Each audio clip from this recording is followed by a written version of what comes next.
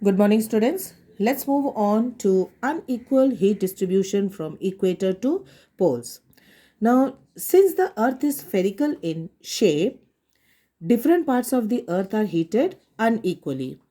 Now, you all know, children, that the equator region receives a great amount of heat throughout the year.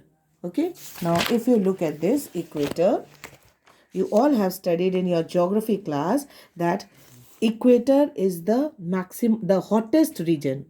Okay, why? Because all the earth's sun's rays are falling directly on it. Now when since the equator is the hottest, what will happen?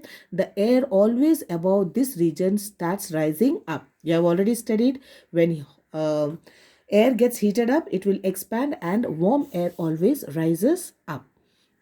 Now, when warm air is rising up, it will create a low pressure area near the equators. Okay, low pressure near the equators. So now, since there is a low pressure, what happens at the pole? इसका उल्टा होता है, ठंडा है, ठंडा होगा तो क्या होगा? Expand होगा. Okay, so all this wind will start blowing from the poles towards the equator.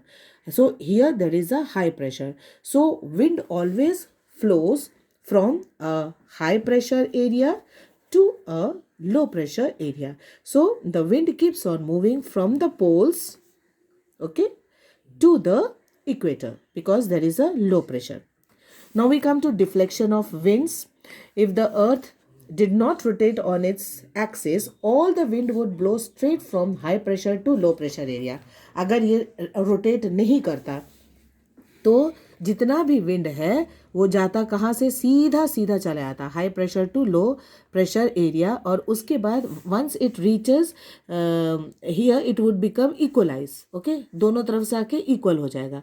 But since the earth is rotating and moving from west to east, and due to this rotation on its axis, the winds curve and are deflected.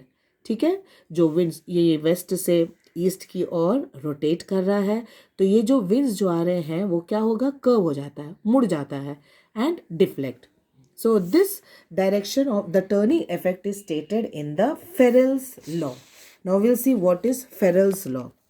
Now any object or fluid moving horizontally, जब ये horizontally move कर रहा है, that means ऐसे है ना, horizontal. So when it is moving horizontally in the northern hemisphere, tends to be deflected to the right. अभी मैंने बताया ना, it always curves. So on the northern pole it tends to go towards the right. देख लो deflection जो है right side में हो रहा है. ठीक है, and to the left of the path motion in the southern hemisphere. Southern hemisphere में it turns to the left. So thus a wind which would normally blow from north to south is deflected towards the west in the northern hemisphere. Okay, so this is yani just you have to keep in mind that it gets deflected according to Ferrell's law. And then there is a Coriolis effect. Okay, now what is this Coriolis effect? The curving motion of the wind. जो अभी मैंने बताया wind curve कर जा रहा है, the curving motion of the wind is called as Coriolis effect. It's effect is zero at the equator. जो Coriolis effect है it is zero at the equator. That is there is no deflection in the wind direction at equator. Equator में पहुंचने के बाद कोई deflection नहीं होता है. So and this is maximum at the poles. Clear, children? Now, due to the uneven heating of land and water, you have already studied what takes place. Land and sea breeze, children, you have already studied in heat chapter. Okay, again the same thing जो हम इतने दिनों से समझाते आए हैं. In heat chapter also I have explained, and in this chapter also I explained that what happens, warm air always rises up and cold air always takes his place. तो when warm air is rising up, यहाँ पे low pressure हो गया. So wind will always blow from a high pressure to a low pressure. So land breeze and sea breeze I will not explain in detail. Let's move on to monsoon winds. The word monsoon, as you all have studied in your geography class, is derived from the Arabic word मौसम, which means season. Okay, again the same thing is पूरे chapter में children, it's every time you have to remember only one thing. What? During summer the land mass gets extremely heated up. अब जैसे ही heated up होगा क्या होगा? It will create a low pressure area. Okay, now as the land mass, Indian subcontinent का जब land it gets heated, a zone of low pressure develops over it. Land के ऊपर again जो मैंने अभी तक समझाया, land के ऊपर again there is a low pressure area. And now what happens? And on the other hand the Indian Ocean में क्या है? It is cold. So क्या होगा यहाँ पे Indian Ocean में? There will be high pressure. ठीक है. So and as I told you again, wind will always blow from high pressure to a low pressure area. And when these blow towards the high pressure to low pressure, these winds carry a huge amount of moisture. And moisture के साथ क्या होगा? It will create monsoon clouds over the Indian Ocean and it then move over the Indian subcontinent. पूरी तरह India की तरफ आ जाते हैं. Okay, and during the winter season, that is especially during the month of December, उसी का उल्टा क्या होगा? During winters you all know that India is very very cold. अब जब cold होगा तो क्या होगा?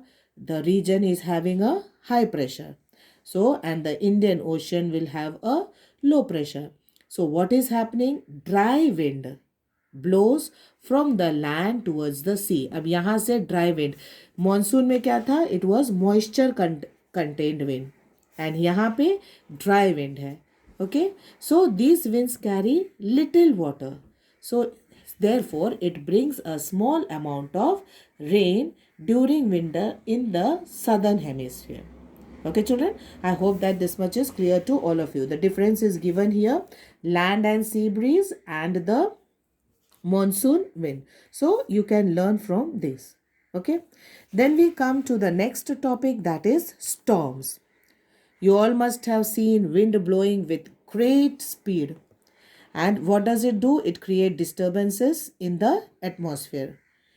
And these storms can lift up, bring lots of dust, uproot huge trees. यानी बड़े बड़े trees को उखाड़ फेंकता है. Blow away the roofs of houses, and it causes a large scale of destruction of properties and even life. So such strong winds are called as storms. And these storms, they are called by different names in different countries. Okay, like cyclones, then hurricanes, then typhoons, depending upon the geographical zone in which they form. So the rest, that is the causes of storm. Okay, we will study about the causes of storm in the next video. So for today I will wind up children. Have a wonderful day.